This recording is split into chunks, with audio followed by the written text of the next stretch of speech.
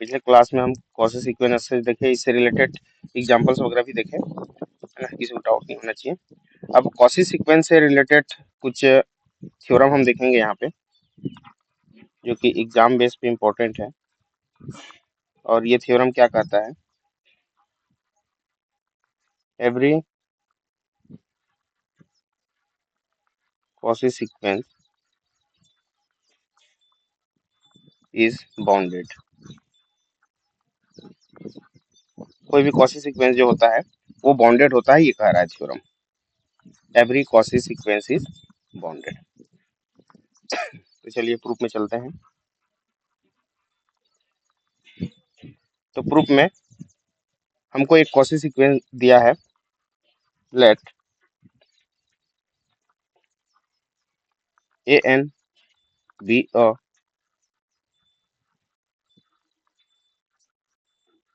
Cauchy sequence, then by the definition of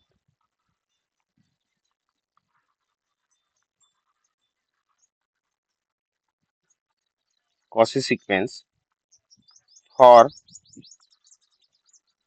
every epsilon is greater than 0, there exists n not belong to natural number n, such that हम केवल quasi sequence का definition लिख रहे हैं और कुछ नहीं। और ये क्या कहता है, इसका definition xn minus xm is less than epsilon for all mn is greater than equal to n naught and n naught belongs to natural number. अच्छा, ये हमको करना है n is greater than m। इसमें हम n को बाद वाला टर्म लेके चल रहे हैं। तो ये कॉसी सीक्वेंस के डेफिनेशन से हमने इतना लिख दिया, इतना चीज हमको दिया गया है। अब हमको शो करना है कि ये जो सीक्वेंस हम a n, अच्छा मैं x लिख दिया क्या, सॉरी, ये यहाँ पे हमको a लेके चलना है।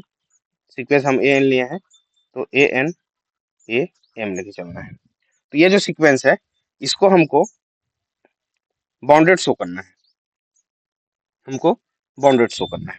तो बाउंडेड शो करने के लिए देखिए, कोई सीक्वेंस हमारा बाउंडेड है तो उसके लिए एक हम लोअर बाउंड एग्जिस्ट कराते हैं और एक अपर बाउंड एग्जिस्ट कराते हैं। और यदि लोअर बाउंड और अपर बाउंड दोनों एग्जिस्ट कर गया तो डेफिनेटली हमारा सीक्वेंस क्या हो जाता है, यहाँ पे बाउंडेड हो जाता है। तो इसी कॉन्सेप्ट को हम यूज करेंगे। अब यहाँ पे देखिए, ये modulus is less than epsilon, इसका क्या मतलब है। जैसे हम कहते हैं कि कोई वैल्यू लेस देन m है, तो इसका मतलब है minus M is less than x is less than positive m। ये चीजें आप जान रहे हो इनइक्वलिटी के डेफिनेशन से। तो यहाँ से ये क्या हो जाएगा, जो A N minus A M है ये आपका हो जाएगा minus epsilon less than A N minus A M less than positive epsilon. अब हम माइनस ए एम को क्या कर रहे हैं, लेफ्ट तरफ एक बार ट्रांसफर कर रहे हैं, एक बार राइट तरफ, या फिर कहें तीनों साइड में हम ए एम को ऐड कर रहे हैं। तो ऐड करेंगे तो ये क्या हो जाएगा, ये हो जाएगा A M minus epsilon less than A N, और यहाँ से तो कैंसिल आउट हो जाएगा, प्लस ए एम करते ही ये दोनों cancel, less than A M plus epsilon हो गया for all M N is greater than or equal to N naught. अब यहाँ से आप क्या देख पा रहे हैं, ये यहाँ पे देखो कि ये जो ए एन है ए एम प्लस एप्सिलॉन से छोटा है, और शुरुआत के दो टर्म को यदि हम देखें तो यहाँ से हमको मिल रहा है कि A M minus epsilon is less than A N. अब एक्चुअल में ये हो क्या रहा है, देखिए इसको ध्यान से, नंबर लाइन पे थोड़ा सा हम इसको ड्रा करते हैं, चीजें बहुत ही आसानी से क्लियर हो जाएगा और ये बाउंडेड प्रूफ हो जाएगा। जैसे हमारे पास एक नंबर लाइन इस प्रकार, ये यहाँ से A1 A2 A3 इस प्रकार हमारा सीक्वेंस का जो टर्म है स्टार्ट हुआ। यहाँ पे कहीं पे ए एन नॉट है, क्योंकि एन नॉट से बड़ी वैल्यू के लिए कहीं पर भी यदि हम ए एम ले लें और ए एन ले लें और इनका जो डिफरेंस होगा हमेशा वो लेस देन एप्सिलॉन होगा, ये हमारा कॉसी सीक्वेंस कहता है। और कॉसी सीक्वेंस ऑलरेडी गिवन है, ऑलरेडी गिवन है। अब यहाँ पे ध्यान देंगे, अब यदि हम if A N is less than A M plus epsilon करते हैं, ध्यान दें, ए एम प्लस एप्सिलॉन करते हैं तो यहाँ से हमको क्या मिल रहा है इसका क्या मतलब है, देखिए ए एम प्लस एप्सिलॉन, इसका क्या मतलब है, यहाँ पे जो ए एम है, यहाँ पे जो ए एम है इससे बड़ी वैल्यू के लिए ध्यान देना, ये ए एम प्लस एप्सिलॉन यहाँ पे कहीं पे मिलेगा, तो इससे बड़ी वैल्यू से ए एन जो है क्या हो जाएगा, छोटा हो जाएगा, ऐसा कह रहा है, ध्यान देना इसको, किसकी वैल्यू, ए एन की वैल्यू।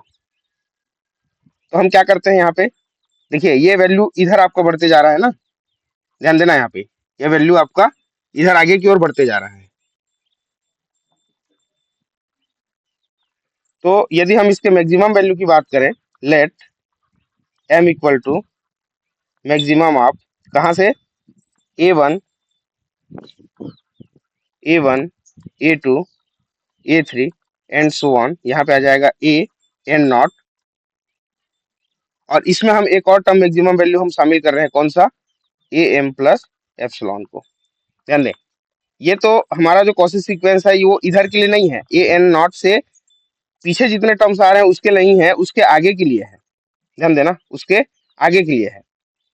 तो ये जो हमारा टर्म्स होगा A N is less than A M plus epsilon से, यदि हम ए एम में कुछ छोटा सा भी टर्म यदि हम ऐड करते हैं तो ए एन से क्या हो जाएगा, वो ग्रेटर हो जाएगा। तो यदि इसको हम मैक्सिमम वैल्यू एम ले लें तो ध्यान दें, अब सेकेंड टर्म की हम बात करते हैं यहाँ पे, कौन सा, इफ,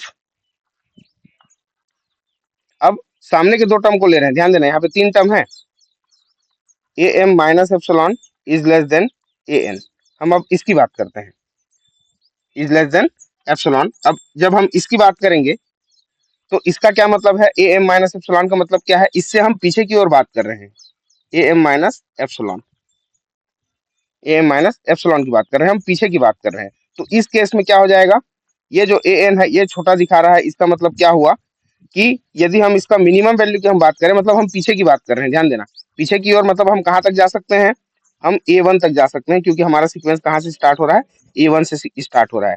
तो जब हम स्मॉल वैल्यू की बात कर रहे हैं तो यहाँ पे हम लोअर बाउंड को खोजेंगे यहाँ से, और जब हम यहाँ पे ग्रेटेस्ट वैल्यू की बात करेंगे तो यहाँ पे हम अपर बाउंड को खोजेंगे, यहाँ पे यहाँ से हमको मिलेगा। तो यहाँ से फिर से हम क्या कर सकते हैं, let small M is the minimum value of किसका, x1 x2 x3 x not, और उसके बाद इसमें हम एक और टर्म जोड़ देंगे और वो हो जाएगा x, फिर x लिख दिया क्या जी, मैं ए लेके चलना है, सॉरी, तो सीक्वेंस को ए ले रहा है ना, a1 a2 a3 and so on, यहाँ पे कहीं पे ए नॉट होगा, और ये ए एम माइनस एप्सिलॉन, एक छोटा वैल्यू हम यहाँ से लेके चल रहे हैं। तो इन सभी केस के लिए यदि स्मॉलेस्ट वैल्यू आपका m है, ग्रेटेस्ट वैल्यू कैपिटल M है, तो इन दोनों को यदि शामिल कर दिया जाए और इसको इक्वेशन नंबर 1 में यदि हम पुट करें तो आप देख पा रहे हैं small value m is less than A N is less than capital M हमको मिल जा रहा है यहाँ से, from equation number 1, hence sequence A N is bounded. ध्यान दें, आप चाहे तो डायरेक्ट यहीं से भी इस बात को क्लियर कर सकते हैं, इन पहला टर्म और दूसरा टर्म जो हम लिख के चले हैं इसको ना भी आप यदि लिखते हैं तब भी हमारा थ्योरम यहीं से प्रूफ हो जाता है। देखिए, यदि हमारा कोई सीक्वेंस कॉसी सीक्वेंस है तो डेफिनेशन से इस कंडीशन को फुलफिल करेगा। देखिए, by the definition of quasi sequence हमको ये मिल जाएगा लेस देन एप्सिलॉन, और मॉडुलस कोई वैल्यू किसी वैल्यू से लेस देन है तो उसकी जो प्रॉपर्टी होती है वो माइनस से बड़ी होगी और उसके पॉजिटिव वैल्यू से छोटी होगी। और ए एम हम दोनों साइड ऐड कर देते हैं तो उस केस में ये जो सीक्वेंस है हमारा ए एन जो सीक्वेंस है ये ए एम माइनस एप्सिलॉन और ए एम प्लस एप्सिलॉन के बीच में क्या करेगा, लाई करेगा। तो ए एम जो हमारा सीक्वेंस है एक्चुअली में कोई वैल्यू ही तो है, कैसी वैल्यू है, ए एन से पिछला वाला पद हम लेके चल रहे हैं, तो उसमें यदि कोई छोटा वैल्यू हम माइनस करते हैं तो जाहिर सी बात है ऑलरेडी ये पहले से बड़ा है, और इससे ये छोटा वैल्यू आ रहा है। तो इस केस में ये क्या हो रहा है, इन दोनों के बीच में लाई कर रहा है हमारा जो सीक्वेंस का टर्म है ए एन। अब चूंकि एन क्या है, नेचुरल नंबर है, कोई भी टर्म्स के लिए हो सकता है। तो ये जो हमारा सीक्वेंस हो जाएगा ये क्या हो जाएगा, यहाँ से बाउंडेड हो जाएगा, हम यहीं पे खत्म कर सकते हैं। ये भी कोई वैल्यू दे देगा यहाँ पे, ये भी कोई वैल्यू दे देगा। तो इस रिलेशन से हमको एक लोअर बाउंड मिल गया ए एम माइनस एप्सिलॉन के टर्म में, और ए एम प्लस एप्सिलॉन एक हमको अपर बाउंड मिल गया। तो यदि किसी सीक्वेंस का हमको लोअर बाउंड और अपर बाउंड दोनों एग्जिस्ट कर जाता है तो वो जो सीक्वेंस होता है वो बाउंडेड होता है। तो इस प्रकार जो भी कॉशी सीक्वेंस होता है वो अपने आप में एक बाउंडेड सीक्वेंस होता है। थ्योरम क्लियर है क्या सभी को? बताएं एक बार। Yes sir. ठीक है, चलिए अब आगे देखते हैं इसी में एक और theorem. Every convergent sequence is Cauchy sequence.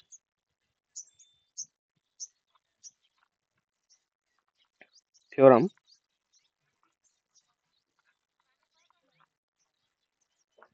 Every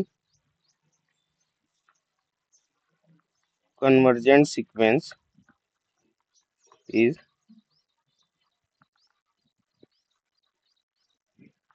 Cauchy sequence, ये हमको प्रूव करना है। तो प्रूफ में देखिए जो दिया है उसी को हमको आगे लेके चलना है, बशर्ते जो भी टर्मोलॉजी इसमें यूज हो रहा है, जो भी टर्म्स कहें या वर्ड जो यूज हो रहा है उसका हमको actual meaning in the by definition उसको हमको कैसे मैथमेटिकल लैंग्वेज में लिखना है, ये चीजें यदि हमको क्लियर है तो थ्योरम ऑटोमेटिक प्रूफ होना है। तो एवरी कन्वर्जेंट सीक्वेंस, हमको एक कन्वर्जेंट सीक्वेंस दिया है और वो जो सीक्वेंस है वो कॉशी सीक्वेंस होता है, ये हमको शो करना है। तो यहाँ से हम let sequence A N is a convergent sequence हम लेके चल रहे हैं, और इस कन्वर्जेंट सीक्वेंस को हमको प्रूव करना है कि ये क्या है, कॉशी सीक्वेंस है। अच्छा, यदि ए एन हमारा कन्वर्जेंट सीक्वेंस है मतलब ये किसी पॉइंट पे क्या करेगा, कन्वर्ज करेगा, कन्वर्ज करेगा, देन ये क्या हो जाएगा, limit N tending to infinite sequence A N equal to L. ये एल पॉइंट पे सपोज क्या कर रहा है, कन्वर्ज कर रहा है, मतलब एल उसका क्या है, लिमिट है। Now by definition of convergent sequence, या लिमिट का डेफिनेशन ही कह सकते हो या कन्वर्जेंट सीक्वेंस का डेफिनेशन कह सकते हो, दोनों एक ही चीज है ना। यदि कोई सीक्वेंस कन्वर्ज कर रहा है मतलब वो उसका कोई एक लिमिट पॉइंट मिलेगा, और लिमिट पॉइंट मिल रहा है मतलब लिमिट पॉइंट का डेफिनेशन कहो या फिर कन्वर्जेंट सीक्वेंस का डेफिनेशन कहो, जो दोनों चलेगा। For epsilon is greater than 0 there exist and naught belongs to natural number such that, क्या होता है लिमिट का definition, mathematical form A N minus L is less than epsilon for all N is greater than or equal to N naught. ध्यान दें,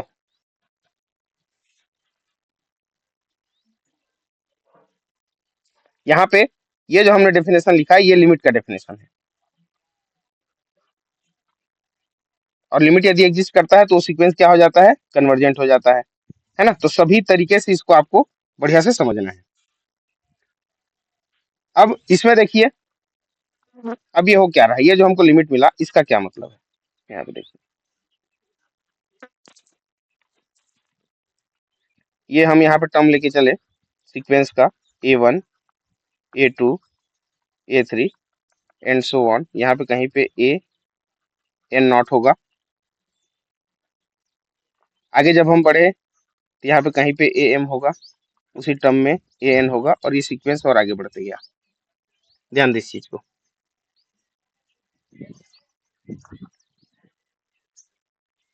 तो यदि यहाँ पे ये एन नॉट है तो यहीं पे हमको एक टर्म मिला ए एम मिला, ए एन मिला, और इसको हमको कॉशी सीक्वेंस प्रूव करना है।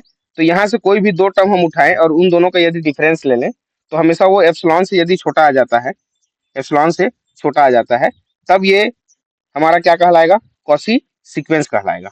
इसको हमको समझना है, ध्यान दें। अब ये जो हमारा लिमिट का जो हमने डेफिनेशन कहा कि एन नॉट के किसी बड़ी वैल्यू के लिए इधर आगे की जब हम बात कर रहे हैं तो ये जो हमारा लिमिट है वो एल पे क्या करता है, कन्वर्ट करता है। कहाँ पे कन्वर्ट करता है, एल पे कन्वर्ट करता है। तो एल को हम यहाँ आसपास कहीं पे ले लेते हैं, ध्यान दें, एल को कहीं पर भी आप ले लो, एल ले लो यहाँ पे। अब इसका जब आप नेबरहुड बनाओगे, छोटा से छोटा नेबरहुड बनाओ या बड़ा सा बड़ा नेबरहुड बनाओ, यदि वो सीक्वेंस के इनफाइनाइट टर्म को क्या करता है, कवर करता है, तो वो क्या कहलाता है, उसका लिमिट कहलाता है। ध्यान देंगे इस बात को। तो यहां से तो हमको मिल ही रहा है ये आपका ए एन। नाउ यहां से लिखो, now A N minus L is less than epsilon by two. And इसी में हम एक और टर्म की हम बात कर रहे हैं, किसकी बात कर रहे हैं, ए एम की बात कर रहे हैं। तो उसके लिए एन की जगह यदि हम एम रिप्लेस करते हैं, A M minus L less than, तो ये भी क्या हो जाएगा, एप्सिलॉन बाई टू हो जाएगा। For all M N is greater than or equal to N naught. ये हो गया आपका इक्वेशन नंबर 1। बताइए ये वाला पॉइंट समझ में आया क्या।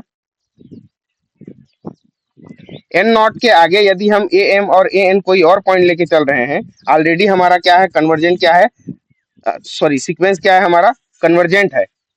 तो जो भी हम सीक्वेंस का टर्म लेके चलेंगे तो जाहिर सी बात है उसका जो लिमिट होगा वो क्या होगा, आपका एल ही होगा।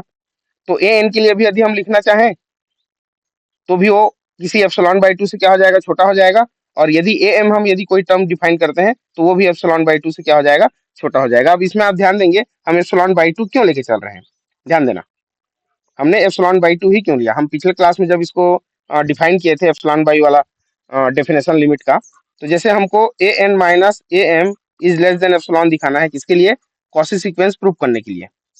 तो ये आपका दो टर्म में डिवाइड हो जाएगा, ए एन और ए एम। और इन दोनों को जब ऐड करेंगे तो लेस देन हमको एप्सिलॉन मिलना चाहिए। तो उस केस में क्या होना पड़ेगा, ए एन की वैल्यू कहीं ना कहीं एप्सिलॉन बाई टू आना चाहिए और ए एम की वैल्यू कहीं ना कहीं एप्सिलॉन बाई टू आना चाहिए। छोटी सी छोटी वैल्यू हमको मिलना चाहिए। तो जब इन दोनों को हम ऐड कर देंगे तो two epsilon by two is less than epsilon, तब टू टू कैंसिल होके ये वैल्यू हमको एप्सिलॉन देगा। उसी बात को ध्यान में रखते हुए हमने ये जो लिमिट का जो डेफिनेशन दिया ए एन और ए एम दोनों के लिए, उसमें हमने एप्सिलॉन बाई टू लिया हुआ है। बताइए समझ आया क्या ये वाली बात। Hello, Yes, sir. ठीक। नाउ अब हम आगे लेते हैं A N minus A M. अब ए एन माइनस ए एन को क्या लिख सकते हैं, देखिए हमने एल सब्ट्रैक्ट किया, मीनिंग चेंज ना होकर के हमने एल को ऐड किया माइनस ए एम। अब यहाँ से ए एन माइनस एल को हमने अलग किया और इन दोनों में हम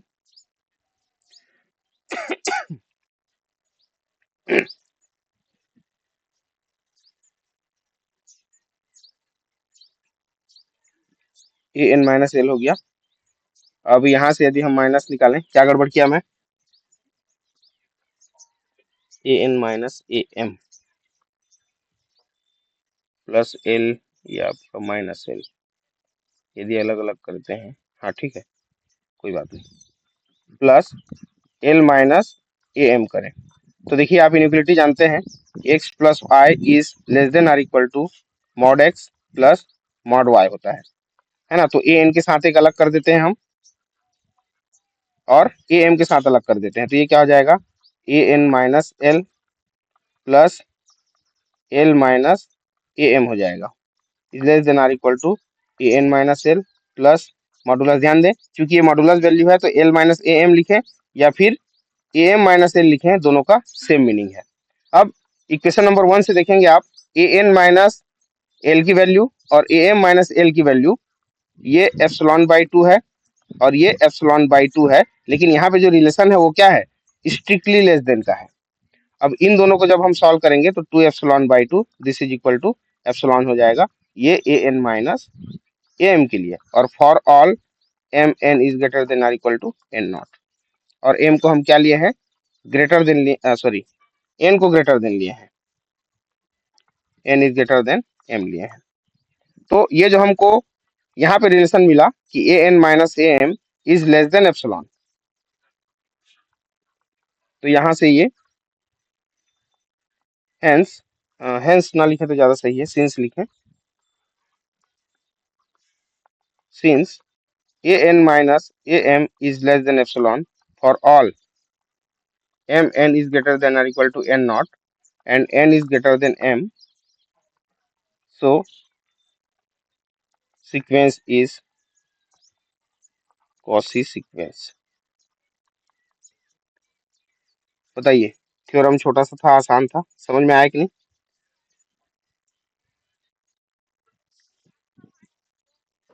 हम Yes, यहाँ sir. पे जो फिक्स्ड टर्म एन नॉट की जो हम बात कर रहे हैं वो कॉची सीक्वेंस में हमको दिखाना ही पड़ेगा, ध्यान दें, क्योंकि ये जो सीक्वेंस है हमारा कन्वर्जेंस सीक्वेंस है ना। हर एक टर्म को जहां तक हम इनफाइनाइट तक लेके चलेंगे तो कहां तक जाएगा, एल तक जाएगा। तो हम क्या किए, पहले एन नॉट को फिक्स्ड किया हमने कि एक पॉइंट एन नॉट हम फिक्स्ड लेके चलते हैं और उससे आगे की किसी टर्म की हम बात करेंगे, और उस आगे की टर्म के लिए यदि हम लिमिट का डेफिनेशन डिफाइन करते हैं तो ये सीक्वेंस भी उसी पॉइंट पे जाके क्या करेगा, कन्वर्ज करेगा, वो पॉइंट भी। उसी बात को हमने आगे बढ़ाया हुआ है। तो कॉची सीक्वेंस से रिलेटेड ये महत्वपूर्ण पॉइंट था। अब आगे हम देख रहे हैं कॉची क्राइटेरियन, जिसको आपके सिलेबस में जो नाम दिया है कॉची क्राइटेरियन करके, या फिर इसी को हम कहते हैं कॉची जनरल प्रिंसिपल, है ना, दोनों चीज है। यूनिट 2 के सबसे लास्ट में जो वर्ड यूज किया गया है कॉची क्राइटेरियन करके, कि कॉची का जो थ्योरम है कन्वर्जेंस वाला, वो उसका जो जनरल प्रिंसिपल है एक्चुअल में उसकी क्राइटेरिया क्या है, उसके लिए है ये। तो ये जो पॉइंट होगा हमारा कॉची का general principle of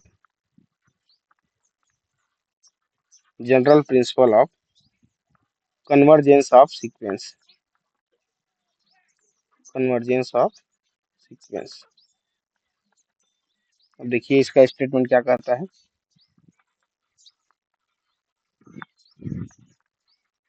the necessary and sufficient condition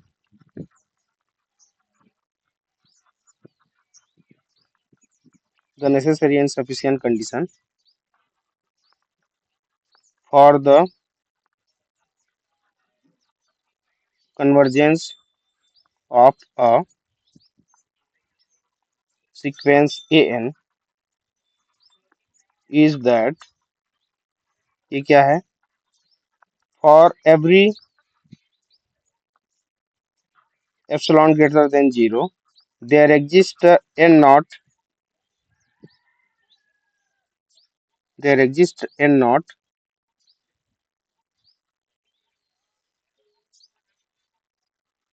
p belongs to natural number such that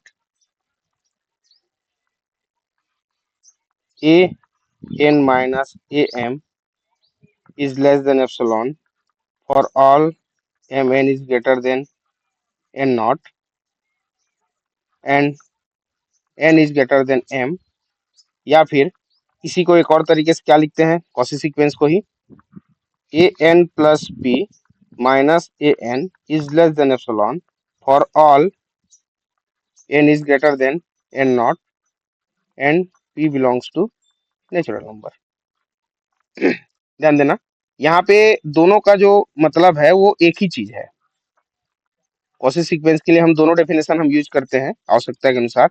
तो इसका क्या मतलब है यहाँ पे आप देखिए, ये जो यहाँ पे लिख दिया पहले वाले लाइन में कि एन जो है बड़ी है एम से, मतलब सीक्वेंस में किसी टर्म की बात करेंगे एन नॉट के बाद की जो बात करेंगे तो ए एम हमारा पहले आएगा और ए एन बाद में आएगा, ये इसका कहना है। और सेकेंड वाला जो स्टेटमेंट है उसमें क्या कह रहा है, ए N plus P minus A N कह रहा है, ए N plus P minus A N. यदि एन की वैल्यू एग्जाम्पल के लिए हम 25 लेके चलते हैं तो ये माइनस A25 हो गया। तो P भी क्या है, एक नेचुरल नंबर है, तो कोई ना कोई एक नंबर ही होगा। तो यदि P की वैल्यू हम एक भी रखते हैं तो ए एन प्लस पी की वैल्यू क्या हो जाएगी, A26 हो जाएगी। जिसका मतलब ये है कि ये जो ए एन प्लस पी है ये ए एन के बाद आएगा, इसका ये मतलब है। और यहाँ पर भी हम वही कह रहे हैं कि ए एन जो है ए एम के बाद आने वाला टर्म है किसी भी सीक्वेंस में, तो दोनों का वही मतलब है। अब ये जो हमने स्टेटमेंट लिखा है यहाँ पे लंबा चौड़ा, एक्चुअल में इसका एक शॉर्टकट स्टेटमेंट और है, उसको समझो और उसी के अकॉर्डिंग हम इस थ्योरम को प्रूव करेंगे। और इस जो स्टेटमेंट है इसी को कॉशी का हम जनरल प्रिंसिपल रूल कहते हैं सीक्वेंस के कन्वर्जेंस के लिए। या ये क्या कह रहा है, if sequence is convergent, if and only if, ये दोनों तरफ से चलेगा, it is a Cauchy sequence. मतलब यदि कोई सीक्वेंस कन्वर्जेंट है तो वो कॉशी सीक्वेंस होगा, और यदि कोई सीक्वेंस कॉशी सीक्वेंस है तो वो सीक्वेंस आपका ऑटोमेटिक कन्वर्जेंट सीक्वेंस हो जाएगा। ये दोनों तरफ से चलेगा। तो उसी को कहा है कि ये नेसेसरी एंड सफिशिएंट कंडीशन है कि यदि ये कॉशी सीक्वेंस के कंडीशन को होल्ड कर जाता है तो वो सीक्वेंस जो है ऑटोमेटिक क्या हो जाता है, कन्वर्जेंट हो जाता है, और यदि कन्वर्जेंट है तो वो सीक्वेंस आपका कॉशी हो जाता है। तो इसके प्रूफ को हम स्टार्ट करते हैं। तो प्रूफ में हम पहला पार्ट लेके चलते हैं। पहला पार्ट क्या लेके चलते हैं, जो नेसेसरी पार्ट है उस पार्ट को हम लेके चलते हैं कि गिवन में हम ले लेते हैं, क्या लेते हैं कि suppose sequence A N is a convergent sequence. अभी हम लेफ्ट टू राइट जा रहे हैं ना। Sequence A N is a convergent sequence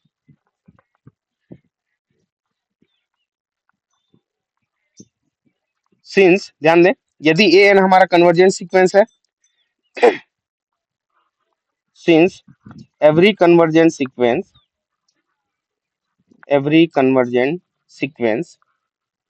has limit. जितने भी कन्वर्जेंट सीक्वेंस होते हैं हर कन्वर्जेंट सीक्वेंस के पास क्या होता है, लिमिट होता है। Let limit N tending to infinite sequence A N equal to L. Suppose ये जो सीक्वेंस एल है इसका जो लिमिट पॉइंट है वो क्या है, आपका एल है, लिमिट पॉइंट एल है।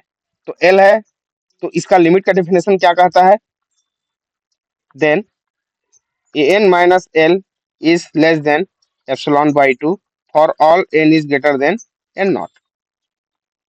ध्यान दें यहाँ पे, फिर से यहाँ पे हम एप्सिलॉन बाई टू लेके क्यों चल रहे हैं, हमको इसको कॉशी सीक्वेंस प्रूव करना है। ध्यान दें, तो कॉशी सीक्वेंस प्रूव करना है तो A N minus A M less than epsilon दिखाना है हमको।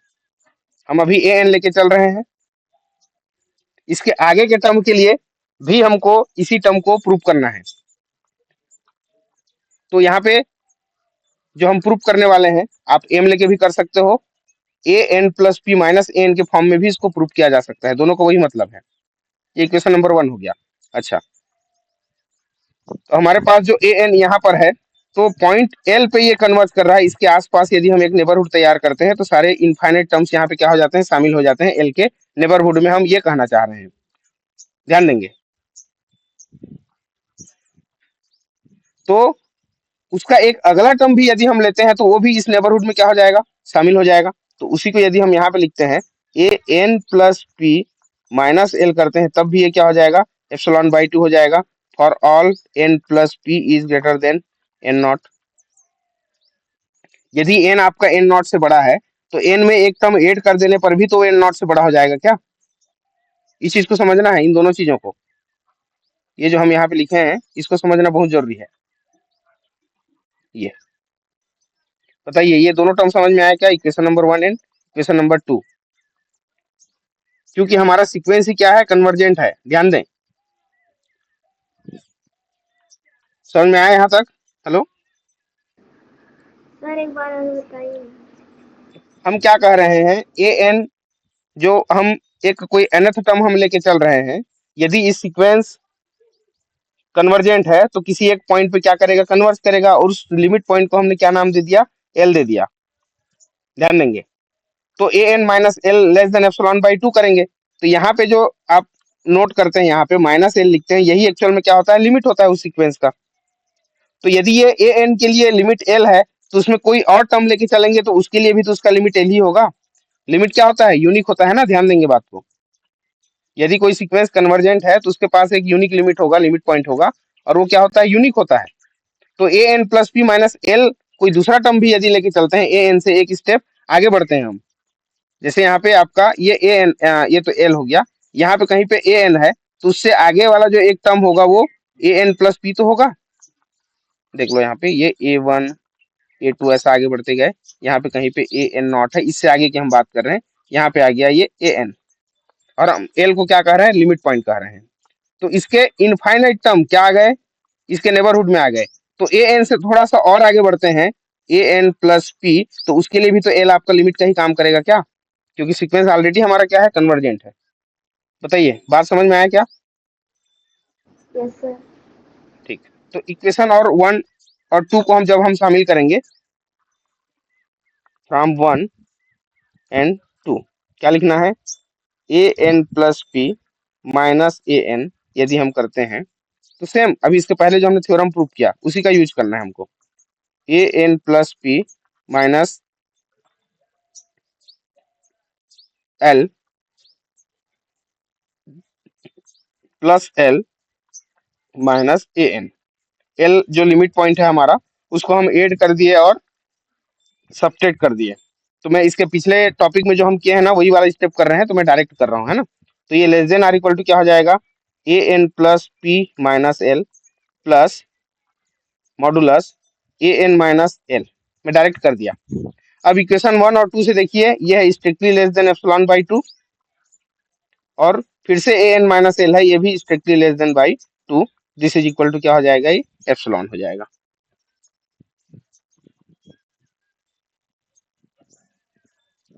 एप्सिलॉन हो जाएगा, यहाँ से ध्यान देंगे बात को आप।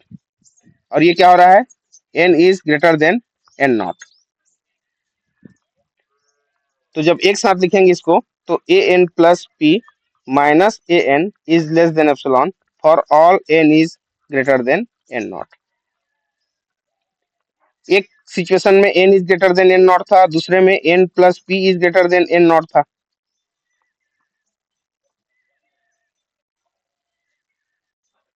तो एन नॉट से बड़ी जितनी भी वैल्यू हैं जो भी आ जाएं, तो इन दोनों के लिए हमने कॉमन वैल्यू क्या ले लिया, हमने एन ले लिया। यहां तक समझ आया क्या? अब ये सिचुएशन क्या कहता है, therefore sequence A N is a Cauchy sequence. ये जो लास्ट में हमने निष्कर्ष निकाला, ये कॉची सीक्वेंस के डेफिनेशन को फुलफिल करता है। तो हमारा सीक्वेंस क्या हो गया, यहाँ पे कॉची सीक्वेंस हो गया। समझ में आया क्या यहाँ तक? जी सर। Yes sir. ठीक। ये N is greater than N naught कैसे लिखे, ये समझ आया क्या? देख लो एक बार और बता देता हूँ। यहाँ पे एन नॉट है, इसके बाद एक वैल्यू है हमारा एन, और उसके बाद फिर से है एन प्लस पी। देखिए, एन नॉट से बड़ा कौन है, एन है, और एन से बड़ा कौन है, एन प्लस पी। ध्यान देना, एन नॉट से बड़ा एन है और एन से बड़ा है एन प्लस पी।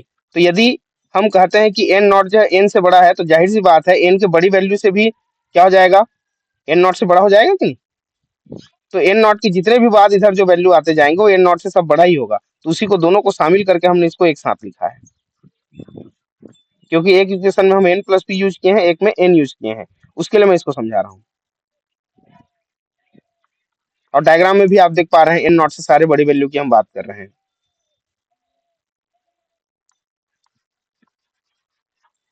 चलिए, तो एक पार्ट प्रूफ हो गया, यदि कोई सीक्वेंस कन्वर्जेंट है तो वो कॉची सीक्वेंस हो जाएगा। अब दूसरा इसका प्रूफ, पार्ट टू। अब राइट टू हमको लेफ्ट आना है। अब इसमें क्या गिवन है, sequence A N is a Cauchy sequence. हमको क्या प्रूफ करना है कि ये सीक्वेंस क्या है, कन्वर्जेंट है। तो सबसे पहला चीज, अभी हम थ्योरम देखें, every Cauchy sequence is bounded. अभी शुरुआत यहीं से किए थे, bounded sequence, therefore A N is a, ये पूरे स्टेटमेंट से प्रूफ होगा, है ना। ये वाला जो पार्ट है पूरी तरह से स्टेटमेंट से प्रूफ होगा। Since every bounded sequence has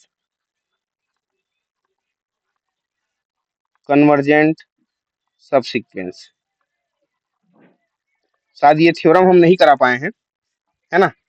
पहले सेमेस्टर में जब पहले ईयर में आप जब पढ़े फर्स्ट ईयर में, तो ये थ्योरम प्रूफ हुआ है कि कोई भी बाउंडेड सीक्वेंस जो होता है उसका एक कन्वर्जेंट सब सीक्वेंस होता है। ध्यान दे, उसका जो सब सीक्वेंस होता है वो क्या होता है, कन्वर्जेंट होता है, यदि सीक्वेंस क्या हो जाए, बाउंडेड हो जाए। इसका प्रूफ बाद में मैं ग्रुप में आप लोगों को भेज दूंगा, आप लोग देख लेंगे। So every bounded sequence has convergent sequence. जो भी सीक्वेंस देखो कैसे चल रहे हैं, सीक्वेंस हमारा कॉसी है तो वो बाउंडेड हो जाएगा। यदि सीक्वेंस बाउंडेड है तो उस बाउंडेड सीक्वेंस का जो सब सीक्वेंस होगा वो किसी पॉइंट पे क्या करेगा, कन्वर्ज करेगा। ध्यान दें। देन फोर, तो यहाँ पे एक सब सीक्वेंस की हम बात करेंगे। A N has a convergent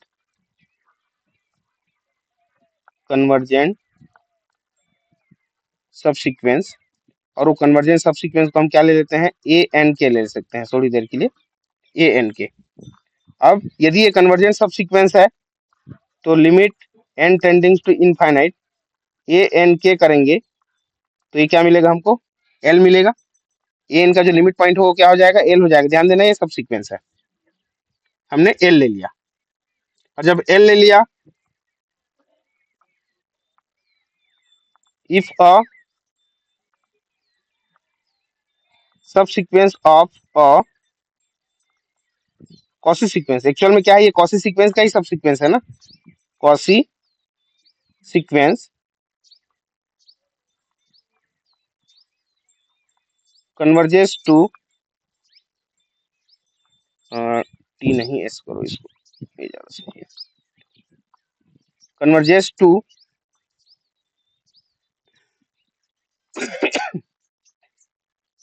point L, then the sequence also converges to L। ध्यान देना, यदि कोई सब सीक्वेंस किसी पॉइंट या लिमिट पे क्या कर रहा है, कन्वर्ज कर रहा है, तो वो पूरा सीक्वेंस भी क्या कर जाता है, कन्वर्ज कर जाता है।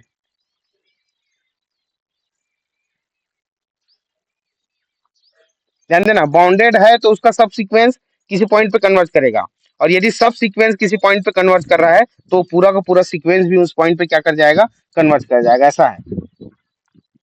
Therefore limit of A N is also क्या हो जाएगा, एल हो जाएगा। और यदि ए एन का लिमिट एन हो गया, इसका मतलब ये हो गया कि sequence A N is convergent sequence. तो इसका जो सेकंड पार्ट है पूरी तरह से थ्योरम बेस्ड है ना। तो क्या क्या यूज किए हम लोग यहाँ पे, तीन स्टेटमेंट यूज किए हैं। देखिए पहला क्या है कि हर एक कॉसी सीक्वेंस क्या होता है, बाउंडेड होता है। हर एक बाउंडेड सीक्वेंस का जो सब सीक्वेंस है वो क्या होता है, कन्वर्जेंट होता है। और यदि कोई सब सीक्वेंस किसी पॉइंट पे कन्वर्ज कर रहा है तो उसका सीक्वेंस भी उसी पॉइंट पे कन्वर्ज करता है। और इन तीनों पॉइंट से थ्योरम का ये सेकंड पार्ट यहाँ पे क्या हो जाता है, प्रूफ हो जाता है।